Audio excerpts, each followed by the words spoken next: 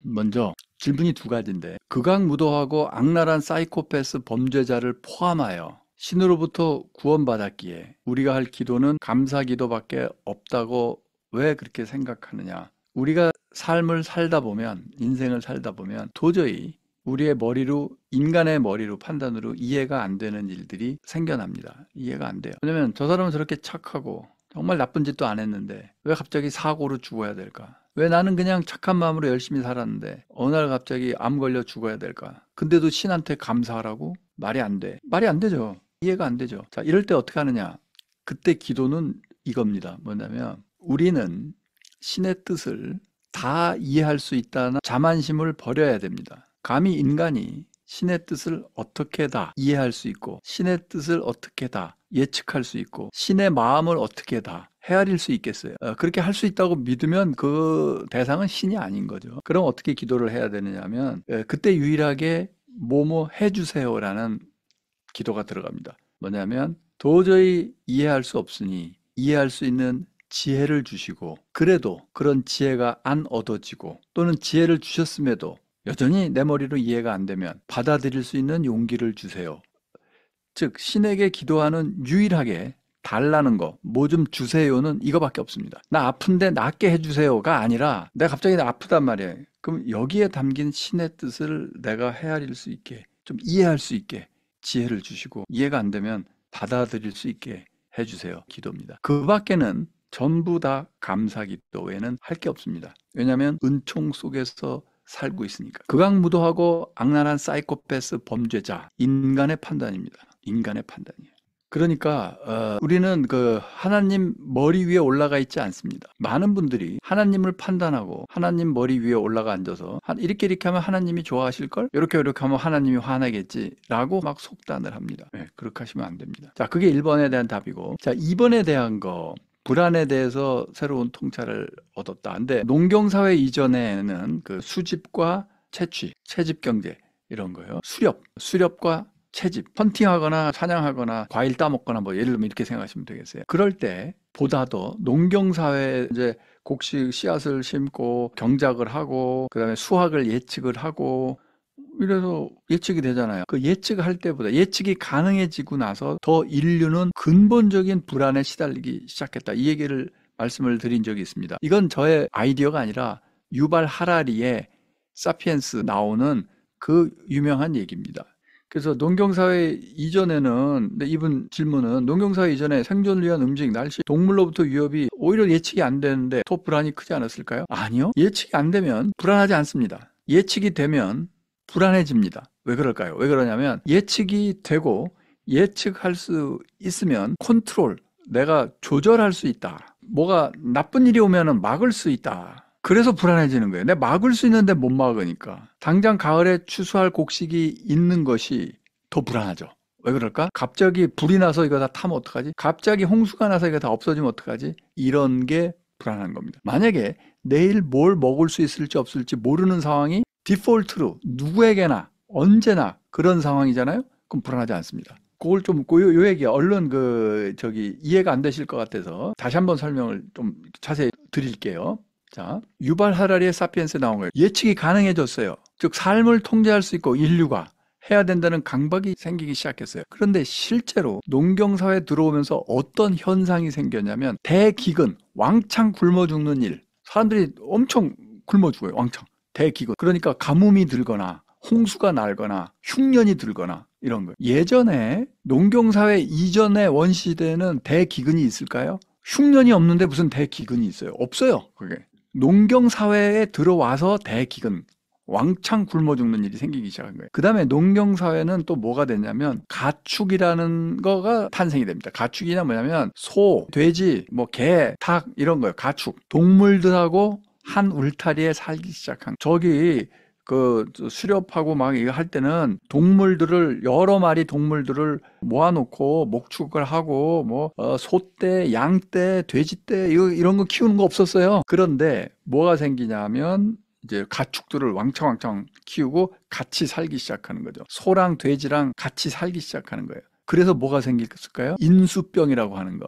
즉 동물로부터 병균이 인간으로 오는 거죠. 전염병에 인류가 앓고 있는 전염병의 6%가 가축에서 온 겁니다. 그래서 수많은 전염병으로 몰살을 하고 뭐 정말 엄청나게 그냥 뭐 흑사병 같은 거, 그거는 쥐, 벼룩 이런 데서 온 거죠. 스페인 독감, 이거 일종의 조류 독감이에요. 스페인 독감 들어보셨죠? 뭐 1명 넘게 죽었을 거예요. 왕창 죽는 일이, 수많은 전염병이 생기기 시작해요. 언제부터? 농경사회. 전염병이, 동물로부터 온 전염병이 농경사회 이전에는 없었어요. 그 다음에 대규모 전쟁 이런 게 생깁니다. 농경사회가 생기니까 또 뭐가 생겨요? 계급사회가 생깁니다. 농노도 생기고 지주도 생기고 계급사회가 생기고 국가가 생기니까 대규모 전쟁을 일으켜서 사람들이 왕창 죽는 일이 생기는 거죠. 그러니까 어떻게 되느냐? 실질적인 삶은 더 불안해진 겁니다. 채집 수렵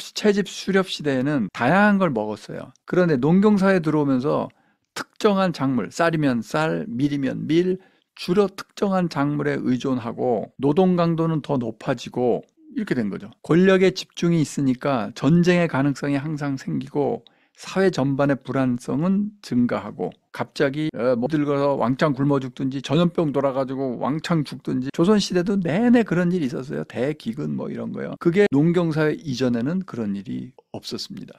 그러니까 이렇게 큰 일들이, 맞으면 아주 그냥 엄청난 재난, 재해 이런 게 생기는데 언제 생길지 모르는 거예요, 이게. 그리고 예측은 돼요. 아, 내년에도 수확해야지. 올해도 봄에 뿌렸으니까 가을에 걷어서 추석상 차리고 해야지. 이 루틴은 생긴 거예요.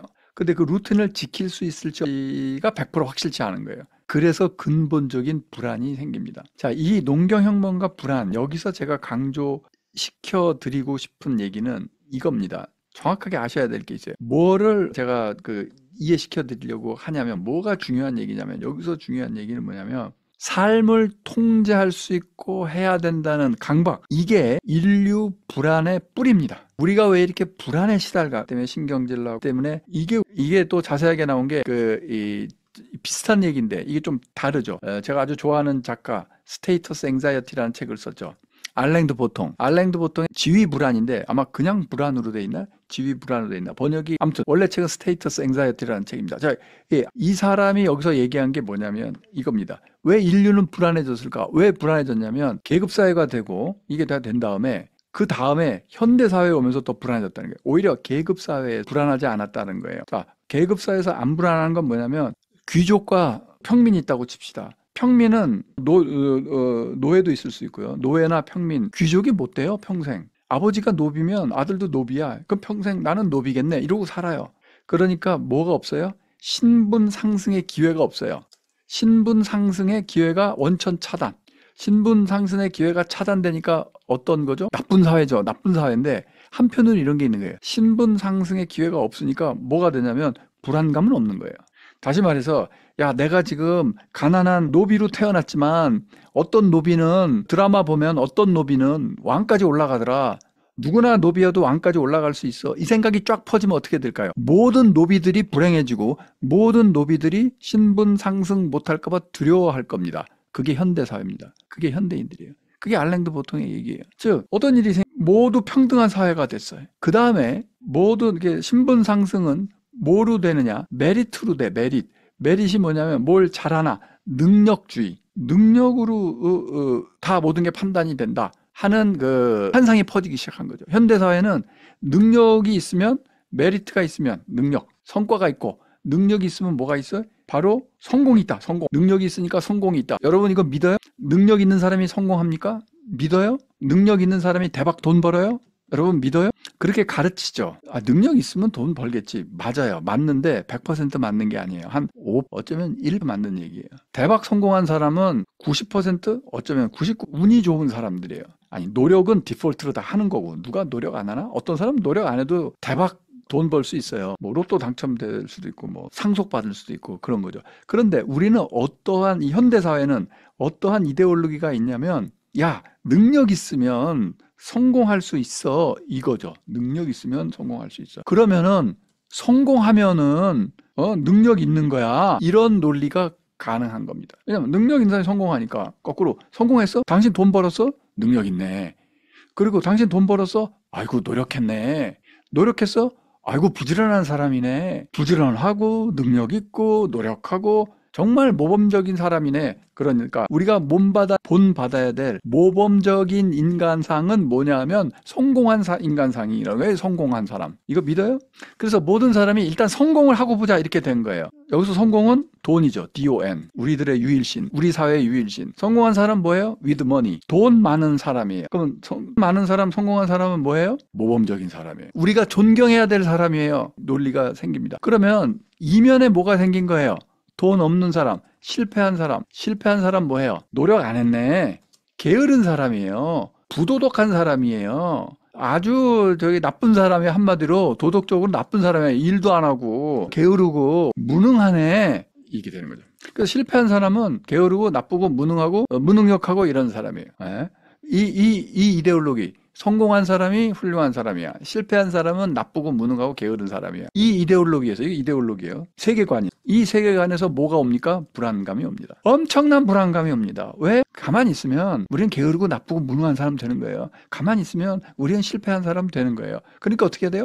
악착같이 성공하기 위해서 달려가고 남의 뒤통수도 치고 앞통수도 치고 옆통수 쳐서라도 뺏어와서 내가 이겨야지. 내신 있잖아. 내신에서 1등급 하려면 내 친구들을 깔고 해서 내가 올라가야지. 이게 이데올로기로 쫙 우리한테 들어와 있죠. 그러니까 어떻게 돼요? 모든 사람이 불안하죠. 즉 무슨 얘기냐면 모든 사람이 평등하고 동일한 조건이라는 말도 안 되는 환상. 그거를 유명한 책 있잖아요. 뭐죠? 메릿, 이 능력주의, 능력의 이 폭군, 티라니. 이게 번역 돼 있는데 전혀 다른 이름으로 제가 또 좀 알려주세요. 여러분 마이클 샌들의 정의란 무엇인가 말고 최근에 얼마 전에 나온 마이클 샌들의 맞을 거예요. 마이클 샌들의 공정이라는 착각의 핵심이에요. 뭐가 공정이라는 착각이냐면 능력 위주로 우리는 판단한다. 능력 위주로 사람을 뽑는다. 능력 위주의 우리로 다 된다. 능력 위주로 좋은 대학 가고 능력 위주로 회사에서 뽑고 능력 위주로 뭐 고시나 무슨 시험 뽑고 능력 위주로 경쟁해가지고 능력 있는 사람이 결국 돈 벌고 뭐하고 뭐한다. 이게 공정한 사회라는 착각이죠. 아니라는 거예요.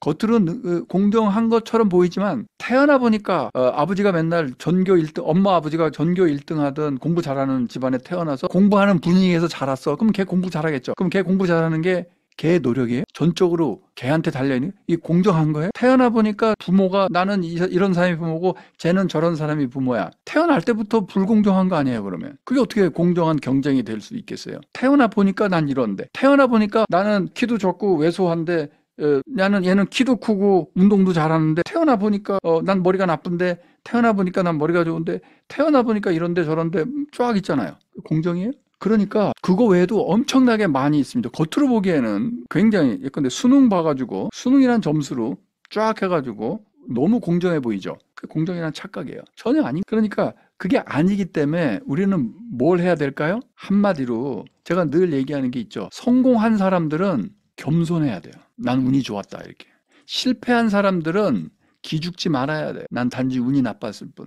이게 더 맞아요, 차라리. 이게 너무 스트레스 받고 이럴 필요 없다. 다시 말해서 이 공정이라는 착각은 뭐냐면 모든 사람이 노력해서 성장할 수 있고 신분, 계급 상승을 할 수 있다라는 그런 이데올로기를 쫙 깔고 있는 거예요.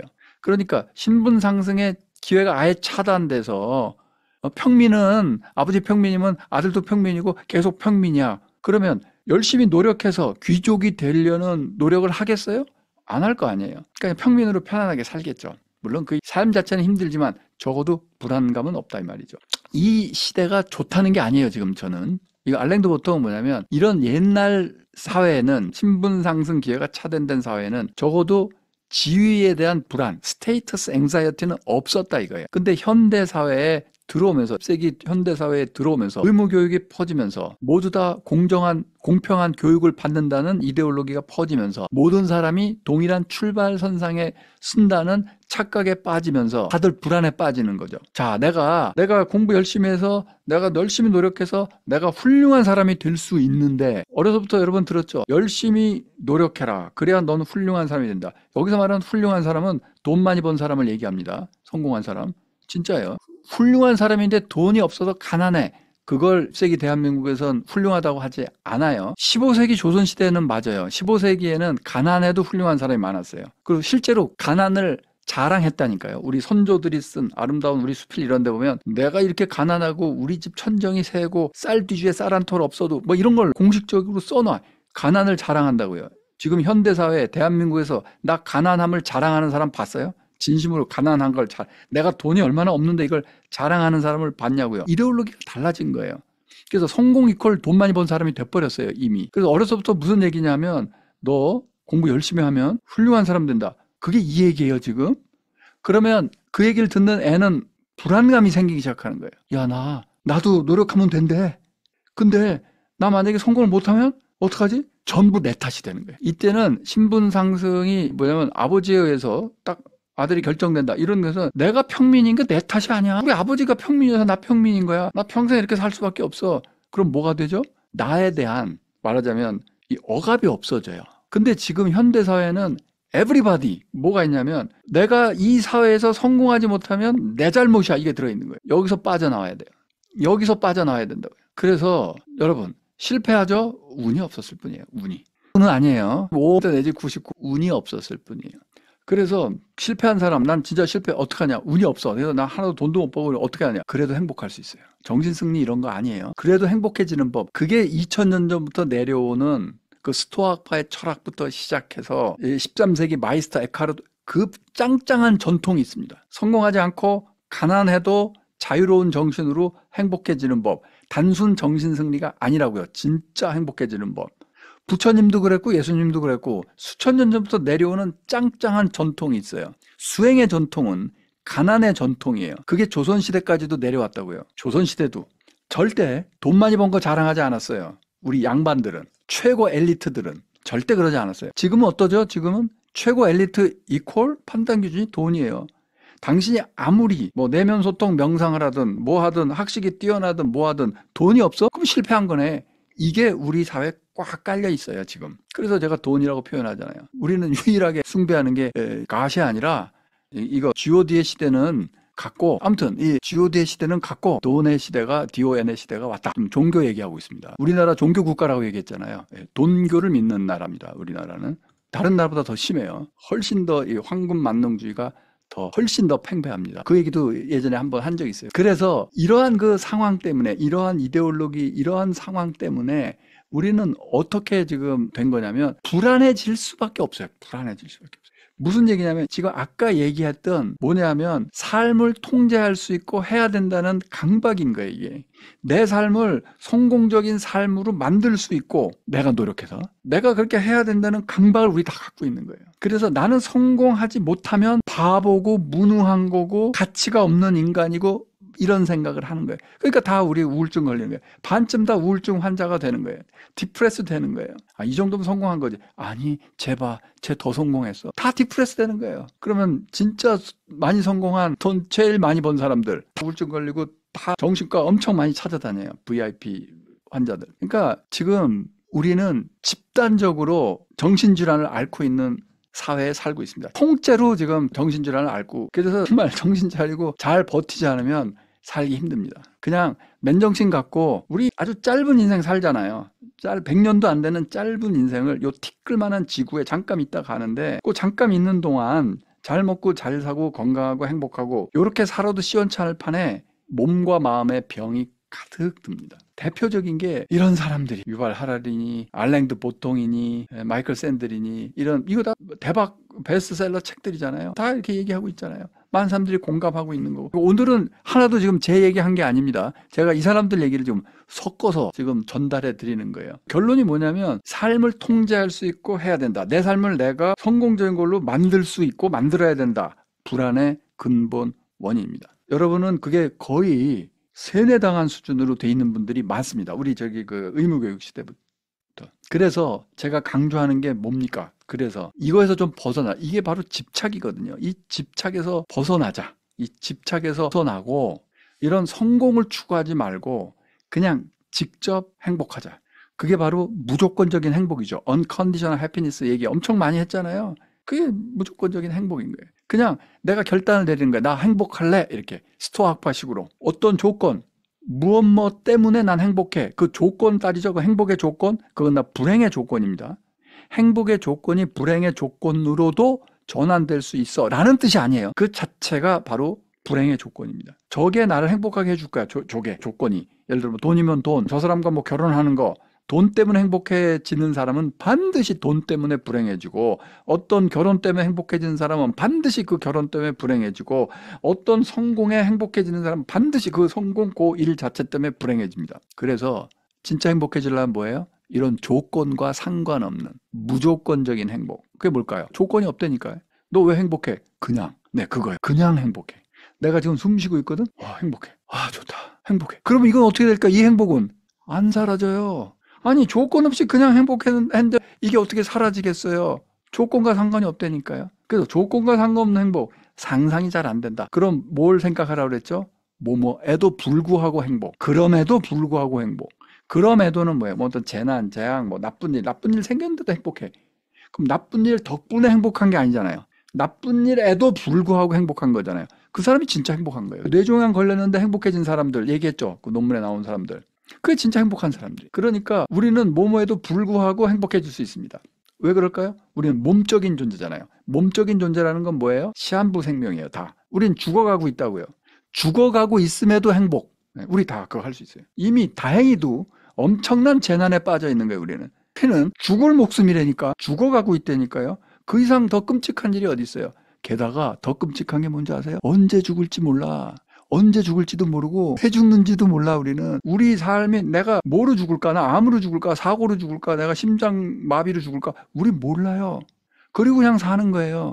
그러다 진짜 언제 죽을지 몰라서 진짜 죽어요. 얼마나 끔찍해요. 그러니까 행복해질 수 있어요. 그럼에도 불구하고 목숨인데도 행복해질 수 있다고요. 그래서 지금 얘기하는 게 좀 신기한 얘기다. 아니, 수천 년 된 얘기하는 거예요. 다 저기 스토아학파 메멘토 모리, 죽음을 기억하라. 그게 그 얘기예요. 죽음을 기억해야, 항상 죽음이 옆에 있어야 행복한 삶을 살 수 있습니다. 언제 죽을지 몰라.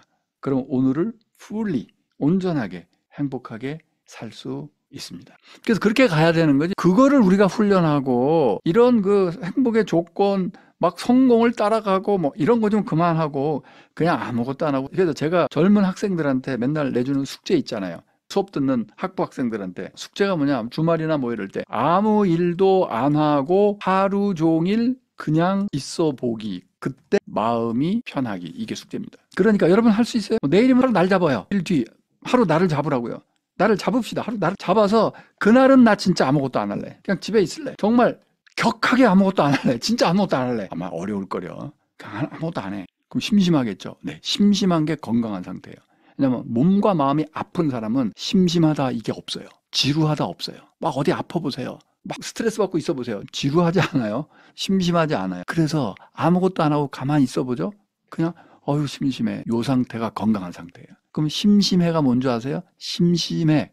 아유 지루해. 심심해가 내가 나를 느끼는 상태예요. 내가 내 앞에 있는 어떤 대상들을 느끼고 내 앞에 있는 대상들 정보 처리하잖아요. 예를 들면 영화를 본다든지. 그럼 심심하지 않아요? 근데 그런 거 다 끊고 아무것도 안 하고 모바일도 집어 던지고 다 넷플릭스도 안 보고 아무것도 안 봐. 컴퓨터도 안 보고 휴대전화 안 보고 TV도 안 보고 다 안 봐. 그냥 멍하니 앉아 있어요. 근데 마음이 편해.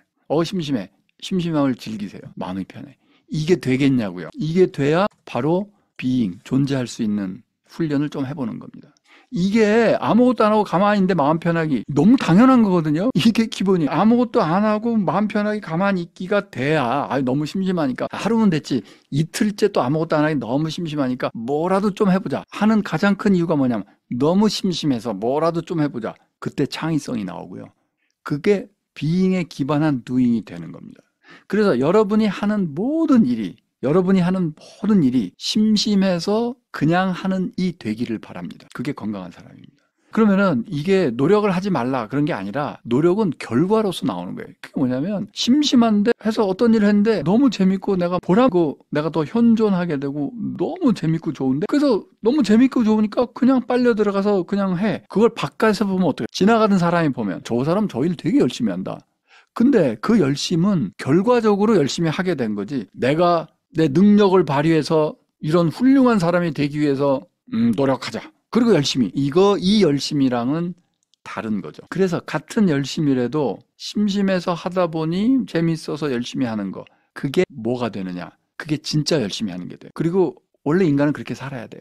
원래. 우리 사회가 심어주는 온갖 이런 이데올로기로부터 한번 한 걸음 떨어져서 이게 맞나? 하는 생각을, 내 머릿속에 이런 이데올로기를 집어넣은 게 누구지? 한번 잘 생각해 보시기 바랍니다. 절대 성공은 여러분이 능력 있고 부지런하다는 거에 증거가 안 됩니다. 절대 실패는 여러분이 무능하고 게으르고 가치 없는 사람이라는 거에 증거가 아닙니다. 우리는 어릴 때부터 그걸 배웁니다. 학교에서 좀 잘 나가고 뭐 하는 애들은 굉장히 귀한 애고, 학교에서 공부도 못하고 흔히 찌질이라고 하는 애들, 있는 점지도 모르고 그런 애들은 가치가 없는 애들이고 인생의 패배자고, 이걸 어려서부터 가르칩니다. 아니에요. 사람은 하나하나 다 그 자체로 우주입니다. 우주. 엄청난 우주예요. 한 사람 한 사람이다. 내가 먼저 나를 엄청나게 귀하게 여겨야 됩니다. 그게 존중 훈련의 기반인 거예요. 이게 지금 농경혁명과 불안인데, 여기서 우리가 알 수 있는 거, 통제할 수 있고 해야 된다는 강박 있나 돌이켜보고 거기서 좀 벗어나는 계기를 삼기 바랍니다. 여러분, 이런 숙제를, 예를 들어 여름방학 숙제, 제가 어려서 이런 숙제 받았으면 참 좋았을 것 같아요. 여름방학 숙제, 그냥 여름에 아무것도 안 하고 그냥 놀기. 얼마나 좋아요. 그 애들이 얼마나 창의적으로 자랄까, 얼마나 마음이 건강해질까. 꼭 그런 날이 오기를 바랍니다. 신의 뜻을 다 이해할 수 있다는 자만심을 버려야 됩니다. 감히 인간이 신의 뜻을 어떻게 다 이해할 수 있고, 신의 뜻을 어떻게 다 예측할 수 있고, 신의 마음을 어떻게 다 헤아릴 수 있겠어요? 그렇게 할 수 있다고 믿으면 그 대상은 신이 아닌 거죠. 그럼 어떻게 기도를 해야 되느냐 하면, 그때 유일하게 뭐뭐 해주세요라는 기도가 들어갑니다. 뭐냐면, 도저히 이해할 수 없으니 이해할 수 있는 지혜를 주시고, 그래도 그런 지혜가 안 얻어지고, 또는 지혜를 주셨음에도 여전히 내 머리로 이해가 안 되면 받아들일 수 있는 용기를 주세요. 즉, 신에게 기도하는 유일하게 달라는 거, 뭐 좀 주세요는 이거밖에 없습니다. 나 아픈데 낫게 해주세요가 아니라, 내가 갑자기 아프단 말이에요. 그럼 여기에 담긴 신의 뜻을 내가 헤아릴 수 있게, 좀 이해할 수 있게 지혜를 주시고, 이해가 안 되면 받아들일 수 있게 해주세요. 기도입니다. 그 밖에는 전부 다 감사기도 외에는 할 게 없습니다. 왜냐하면 은총 속에서 살고 있으니까. 극악무도하고 악랄한 사이코패스 범죄자, 인간의 판단입니다. 인간의 판단이에요. 그러니까 우리는 그 하나님 머리 위에 올라가 있지 않습니다. 많은 분들이 하나님을 판단하고 하나님 머리 위에 올라가 앉아서 이렇게 하면 하나님이 좋아하실걸? 이렇게 하면 하나님이 화나겠지 라고 막 속단을 합니다. 그렇게 하시면 안 됩니다.